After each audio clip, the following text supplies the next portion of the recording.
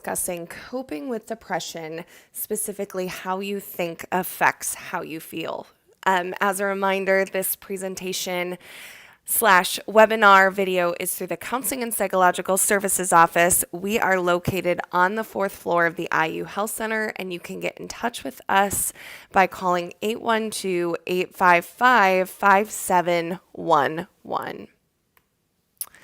The outline for today's presentation is going to be about us taking more of a cognitive strategy. So we're going to be exploring and identifying our own depressive cycle and symptoms so we have a more unique understanding of what that's like for us individually.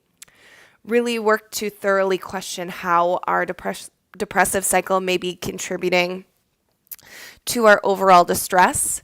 Understand emotional control strategies, and discuss cognitive distortions and some good Socratic questioning tools to be able to help pull ourselves out of that. Now, today's presentation will function very, very similarly to any of the live presentations you may or may not have attended before. So it should be about 30 to 45 minutes, depending upon how long you take. There will be a series of journal prompts, so you will actually need something to write with, whether you're typing that on a computer, on your phone, or actually physically journaling that with pen or pencil and paper. We want to ensure that you are actually participating in those activities. To ensure that you have ample time to do that, what you'll be asked to do is just to pause the video, take the time to record your responses, and then press play when you're ready to continue. So first things first, I like to start out every presentation by helping individuals understand just what their experience is like with whatever mental health concern we're discussing, be that depression, anxiety, stress, or whatever have you. So before we dive into ways that we can effectively cope and increase our basic self-care strategies, we do want to understand what depression is and what our individual cycles look like. So oftentimes I hear people describing feeling depressed as something that's just like a big overwhelming mess that's really hard for them to identify. It's really challenging to take a conceptualized approach and question, okay, what am I thinking? What am I feeling? How am I behaving? And how do all of those things link together in a way that actually perpetuates my depressive experience rather than helps it?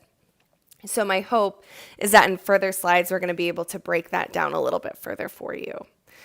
Additionally, that cycle of depression can move very, very quickly, and it can be very difficult for us to press pause and just step back and identify, hey, what's going on here?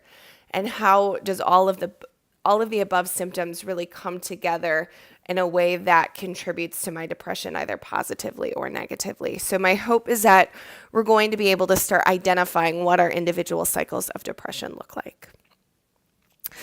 I really appreciate this chart. It's taken from the Instagram, What is Mental Illness?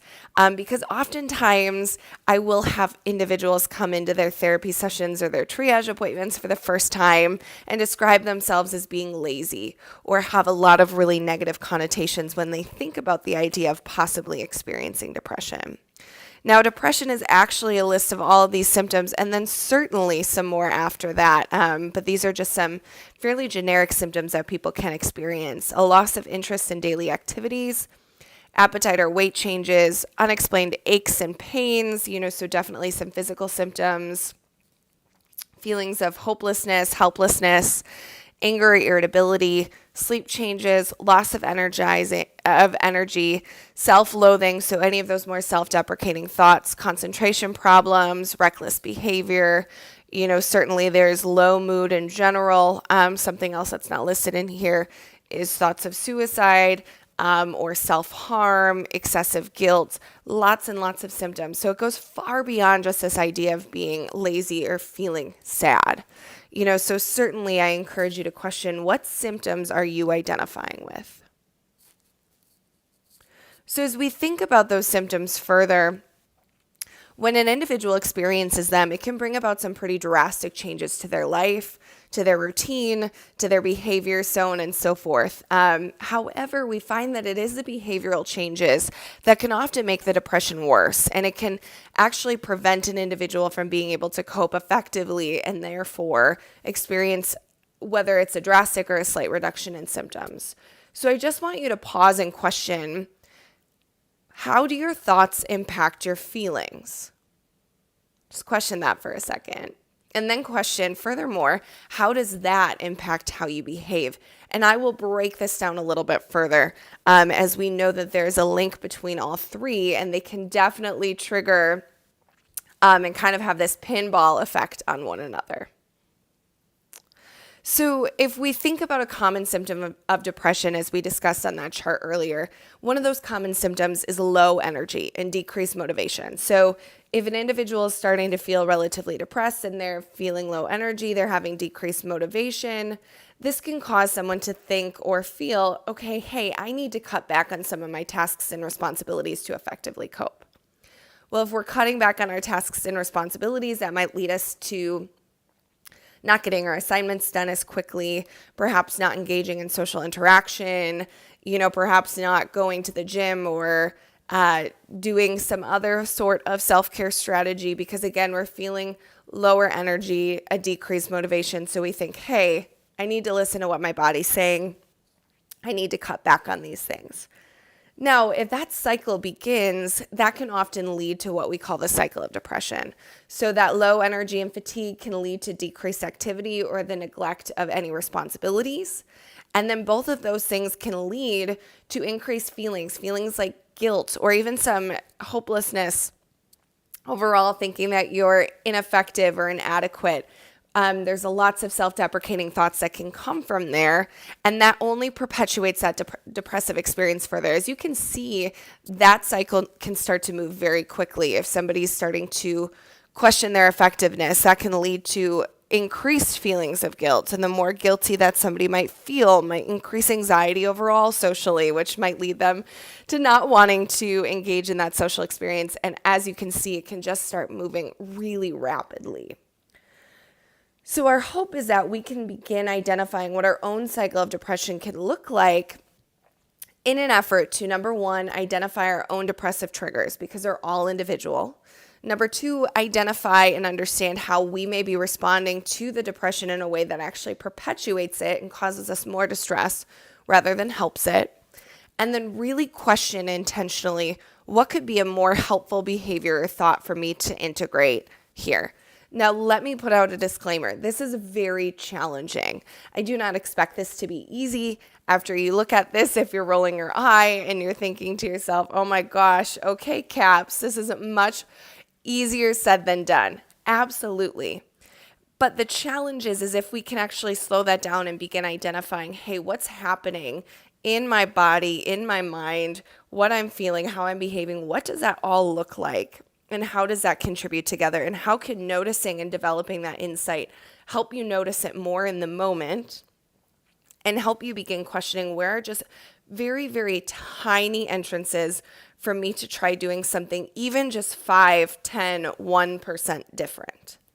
So if we utilize this model, what I want you to really do is question what situation came up? Where were you? What were you doing? When did this happen? Who were you with? What did you feel anxious or depressed or emotional about?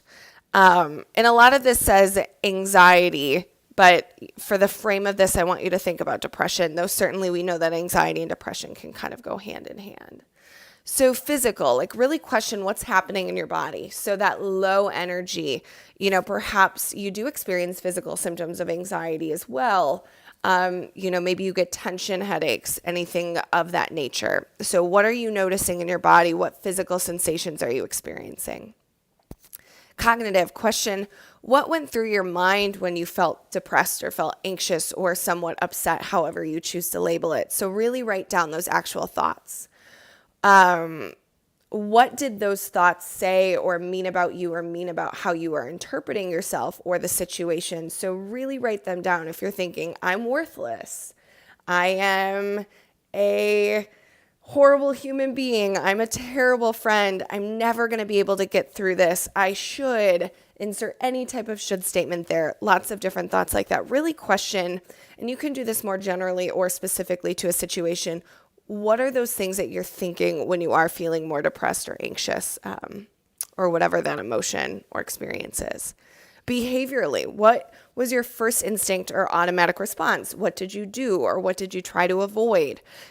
Perhaps you sleep all day, you neglect your responsibilities, or maybe you put yourself into your work even more so. What does that look like behaviorally? Is there an engagement and any increase in substances? Is there any self-harm, any suicidal thoughts or actions that come up? Behaviorally, what is that experience? And then emotionally, and I encourage you, Google search an emotion wheel if you need it. What emotions come up for you when you feel anxious, depressed, or any other type of mental health symptom? Are you feeling dejected, numb, guilty, embarrassed, ashamed, sad, angry, frustrated? The list can go on and on. And then once you have this written down, I want you to look at it and really question, how do all of these things go together? And then begin to move very, very quickly into triggering that overall depressive cycle. So I want you to pause the video to record your responses, but question, how does this cycle possibly perpetuate someone's experience with depression? Or journal it for yourself. How does this cycle possibly perpetuate your experience with depression? And how do you think this cycle might start to move really quickly for you?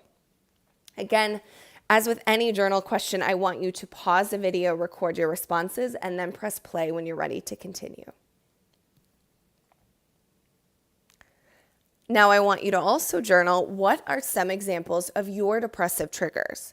Is it specific people, specific situations, locations, time of day? Maybe it's very specific classes, very specific things that people say or do, certain thoughts you think. What are some examples of your depressive triggers? What is the biggest contributor, do you think, to your cycle of depression? Is it your thoughts, your feelings, your behavior? What is that kind of more pesky part of that cycle that you feel like is going to be the most difficult to let go of, or might contribute to how quickly that cycle moves? What could be a more helpful thought or behavior that might ultimately slow your cycle down? So really start questioning, if you were going to wave your magic wand and intervene on this cycle of depression overall, where would likely be the most helpful place for you to intervene, and what would that look like? Again, pause the video to record your responses, and when you're ready, press play and we can continue. So now we're going to move into more of the cognitive piece of today's video presentation. And this is really focusing on how our thoughts get in the way, because our thoughts are incredibly powerful, but they are what they are. They are just thoughts. So humans are hardwired to engage in the common cognitive distortion, for example, all or nothing. And we'll talk more about specific cognitive distortion soon. But basically what this means is we believe that we have to be able to do something 100% of the time, all the way, or we can't do it at all. So it can contribute to some of the following beliefs or thoughts. And this is certainly just a couple of them, not all of them. So it's either I succeed or I fail. I'm either smart or I'm dumb. I'm either depressed or I'm happy. I'm either a good kid or I'm a bad kid. I'm a good friend or I'm a bad friend. I'm a good student or I'm a bad student. I'm either good at this or I'm bad at this. As you can see, again, it's very black and white, all or nothing, this or that. And that's just often where humans tend to lie, is kind of feeling like it has to be one or the other.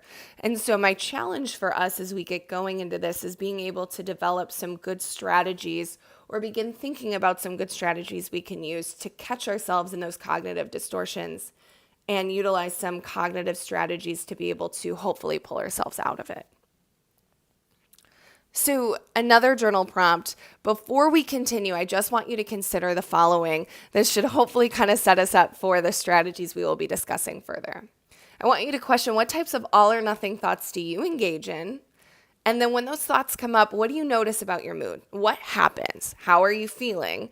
And then what does this make you want to do or make you not want to do? So if you're thinking, I am either a good student or I'm a bad student, what happens? How do you feel? Do you feel overwhelmed? Are you putting pressure on yourself? Does this make you want to dive all into your schoolwork or pull back entirely? What does that look like? Again, with all of the other journal questions, pause the video, record your responses, and when you're ready, press play and we can continue. As we continue talking about how our thoughts get in the way overall, and just for the sake of today's workshop, I want you to challenge yourself to catch catch you in those all or nothing thinking patterns when they come up. And I promise you that they will come up during today's presentation. So if that comes up for you today and then beyond today, I want you to engage in this cognitive reframe. And I do encourage you, if you think this could be helpful for you, take a screenshot of this right now or pull out your phone and take a picture. Here's the reframe. Happiness is not about feeling good all the time. Instead, it's about the ability to feel what you feel without the struggle to get rid of it or change it. So that's my challenge reframe for you today. So notice when those all or nothing thoughts come up, or when you're finding yourself feeling like you need to be happy all of the time, and if you're not, then you're failing, whatever have you, whatever cognitive distortion related to all or nothing's coming up. I want you to engage in that reframe, because ultimately what we're challenging ourselves to do when we're engaging in these cognitive strategies is about trying to create more flexibility in our minds, to create more flexibility about how we see an emotion, how we see happiness, our interpretation of depression, like really questioning how we're looking at those things and creating flexibility about how we see a situation, how we respond to it, so on and so forth. So we want to create more of a flexible mindset and certainly just notice when we're in more of that rigid type of thought. Now, another important component of this is depression and control. I talk a lot about this when it comes to anxiety, but it does come up quite a bit also with depression. So basically, everything that we do as human beings is an attempt to increase whatever good thing it is that we're experiencing. So if that's a good emotion, a good thought, a good behavior, to increase that good thing and decrease the bad ones, which means that we're kind of stuck in this chronic pattern of emotional control, which is primarily motivated by avoidance. So it's, what can I do physically or emotionally to make myself feel good? What do I need to avoid? What do I need to add? So on and so forth. So that could be, adding substances, thinking about suicide, isolating ourselves, engaging in chronic anxious thoughts or depressive thoughts. So everything that we do, whether we know it or not, is usually very intentional and is usually a result of that emotional control pattern. Now, here's the tricky thing. Not all of our emotional control patterns actually help us and increase those good emotions. In fact, a lot of times it can perpetuate that depressive or anxious experience. So today I want to encourage you to open up with a less judgmental mindset and really just be open to questioning those behavioral and cognitive patterns in an open and judgmental way. Questioning, how is this thought or behavior helping me? How is it enriching my life? And how may it be contributing to my cycle of depression? And just be very willing to, again, open up and recognize that sometimes these things that we do can actually help us, but there's that very slippery slope to when it stops helping us and it actually starts hurting us and perpetuates that very thing that we do not want to be experiencing.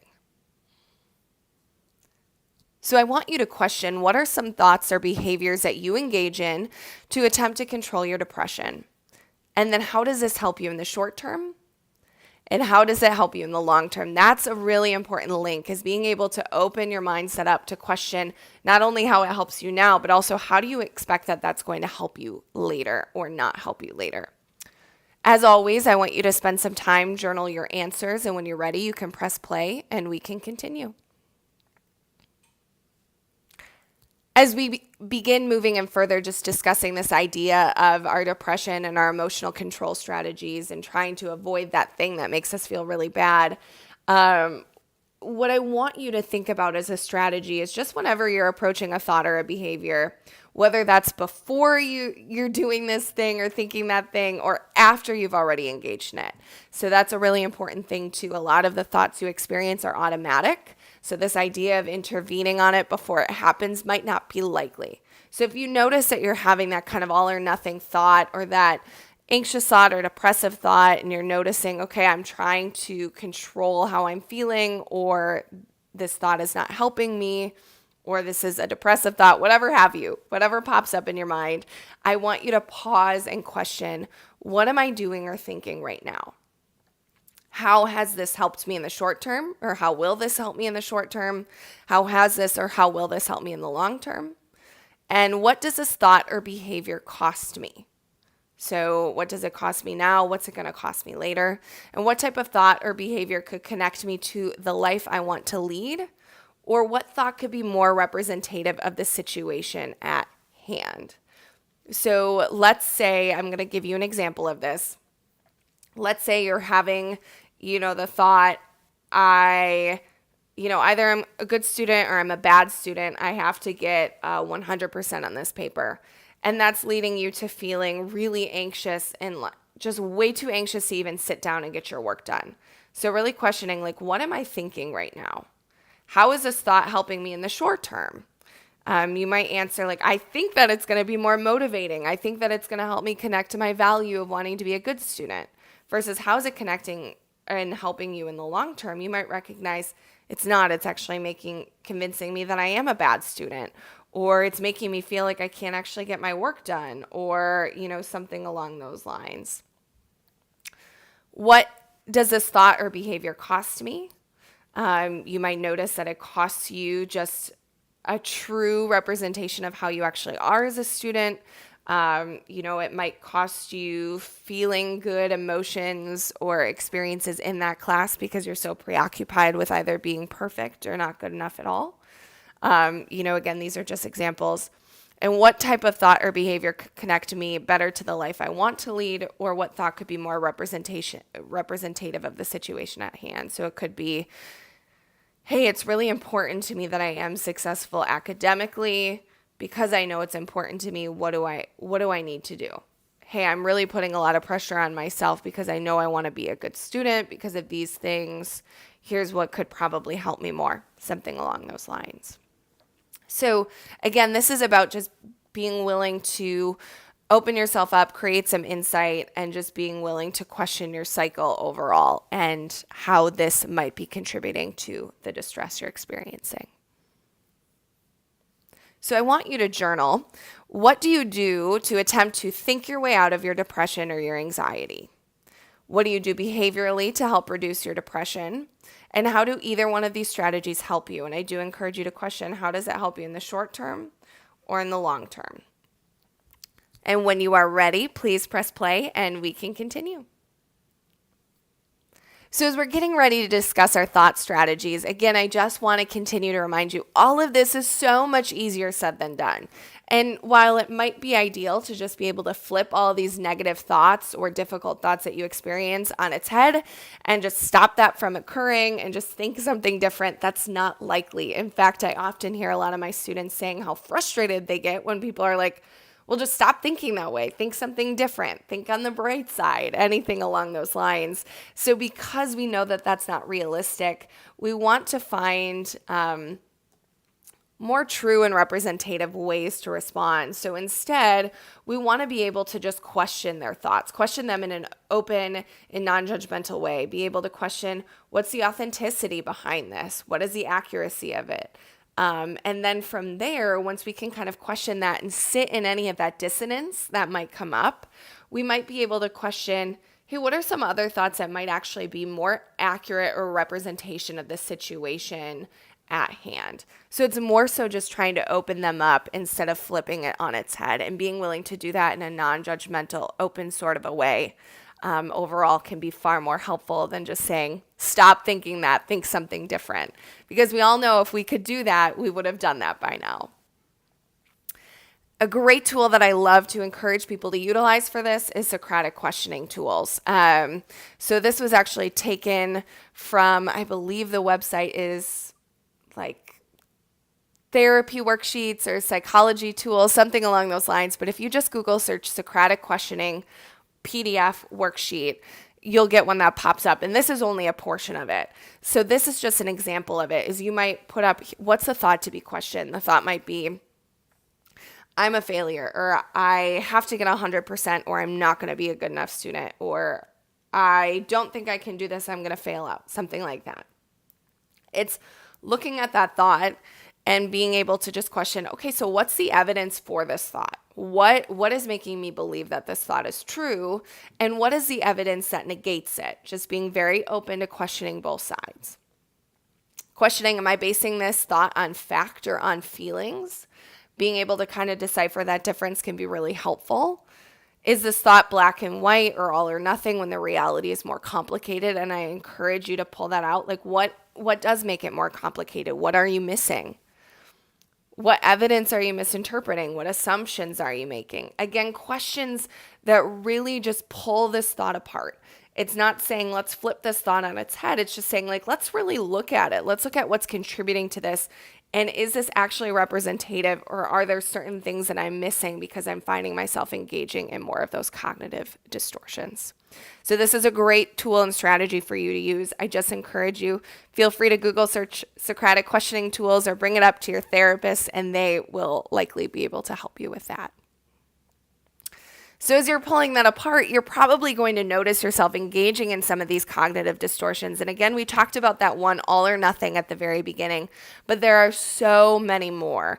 And this is just really the tip of the iceberg. In a different presentation on anxiety, I go into this a lot deeper, where I'm talking about just what that looks like and strategies that go impair individually with each of those cognitive distortions. So I do encourage you to check out that video if you're wanting some more detailed approaches to that. But here is just an example of some filtering. So really only noticing part of what's happening, which is why Socratic questioning can be so helpful. So I'm only noticing all the red marks on my paper. I'm not noticing any of the positive remarks.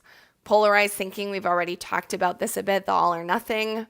The control fallacy, so either believing that we have to blame everybody else or we can only blame ourselves, like being really willing to find our sole blame and responsibility in literally everything, taking responsibility for, it being rainy outside on a day when you scheduled a picnic or you wanted to go for a socially distanced walk with a friend, something along those lines, and really accepting blame and responsibility even in spaces where you don't have any.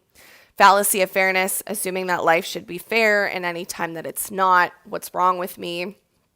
Catastrophizing, so really kind of working through and going to that worst case scenario, kind of going from 0 to 60, minimizing the positive, really blowing up the negative. And as you can see, some of these go together fairly well.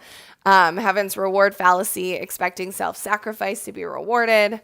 Always being right, being wrong is unacceptable, being right supersedes everything, so again, likely catastrophizing and filtering out any time that you're wrong or blowing up any time that you're wrong. Personalization, so assuming that you are responsible for anything and everything, even when you're not. And as we continue, overgeneralization. Emotional reasoning, so if I feel it, it must be true, believing that your feelings are facts, I feel stupid, so I must be stupid. Fallacy of change, so expecting other people to change. Shoulds are a big one. So I should be better at this. I should be smarter. I should be able to feel better, so on and so forth. Jumping to conclusions. And that one you can even expand further. There's some mind reading that can come in. Jumping to conclusions / attempting to read somebody's mind and deciding how they do or don't feel about you. Blaming, so either at other people or at yourself. And then global labeling, so extreme generalization, like everybody hates me, so on and so forth like that. So I know I went through those really quickly. This is from the Positive Psychology website. And if you Google search again, cognitive distortions, you're going to find a lot of them and even likely some more. But if you think that this would be helpful for you just to understand, hey, what are those cognitive distortions I'm engaging in? I do encourage you to spend some more time even beyond the journal strategy that we're going to look at next to be able to question it and to be able to challenge yourself to notice it when it comes up. So as you think about those cognitive distortions from the slides previously, which ones do you typically engage in? How do you think they contribute to your depressive or anxious or just mental health experience overall? And how can you utilize Socratic questioning to find more authentic and representative thoughts? And when you're ready, feel free to press play and continue on with the presentation. So those were the main strategies that I wanted to discuss. And again, there's so much more that you can really go into and dive into. And this is just the peak of the iceberg. So if you found this helpful, I do encourage you to continue doing more work on this yourself by either tuning into the live or pre-recorded versions of this. By either seeking individual therapy out, perhaps you want to do a group therapy option, or even, do one of our 3-week group workshops as well. There's lots of great work that you'll be able to do to dive in deeper to this work overall. But certainly I do want to touch on how you're able to determine if additional services are needed. So if there's ever any increase in other mental health symptoms overall, a change in your sleep, your appetite, your hygiene, any changes to your personal functioning, academic functioning, social functioning, and then any of those thoughts of suicide, harm to self, harm to others, those are all good indicators that seeking additional services would be necessary. So I do want to just briefly touch on what additional services are available to you at the IU Student Health Center and CAP specifically. Now, what I do encourage you to do is at any point, please check our website for the most updated information as we've had to navigate COVID-19 and even beyond COVID-19. Our changes of resources and availability obviously will change due to what our students are needing and what's just going on in the world in general. But we do offer individual and group counseling. We have that during the COVID-19 concerns via video or phone. And then beyond COVID-19, we'll offer face-to-face services as well as telehealth still. We have after-hours crisis line and emergency appointments available.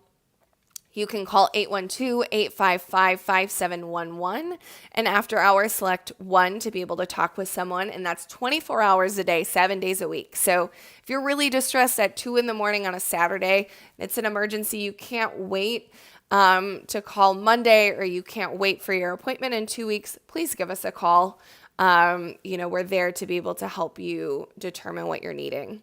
Now, when we are open, we'll still have those appointments available. Again, in the midst of COVID-19, those emergency appointments are going to be available via phone or video. And then outside of COVID-19, we will have physical emergency walk-in services available. Free drop-in appointments, which relate to our Let's Talk Now program. Now, please know that emergencies are always going to be best served at our emergency walk-in or emergency video/phone call appointments. Sexual assault crisis counseling and other free workshops. We have a mindfulness one. We have other online workshops just like this, and so on and so forth. So lots and lots of resources. So if you're feeling a little overwhelmed by this, that's okay. I encourage you, if you think that additional services could be necessary or helpful for you, call 812-855-5711, ask to schedule an appointment. And through that initial appointment, you and that counselor will be able to really dissect what it is that you're needing, and they'll be able to make recommendations for you based on that. As mentioned, our Let's Talk program is really aimed at serving typically underserved and underrepresented demographics or students. So our Let's Talk Now program, this is typically located at various places around campus.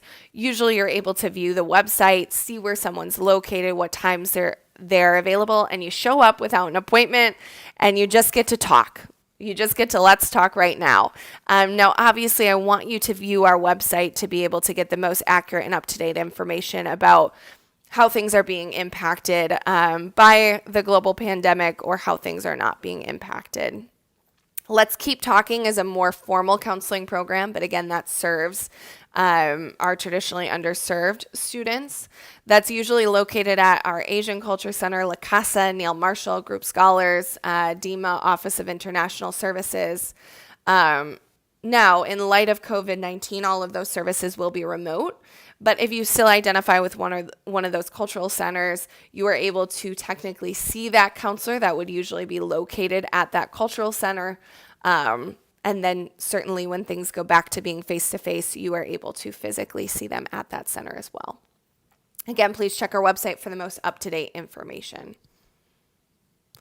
And then our sexual assault crisis services. So this is free counseling services available to anybody who has experienced an assault. Certainly includes, but not limited to, all of those that are listed below.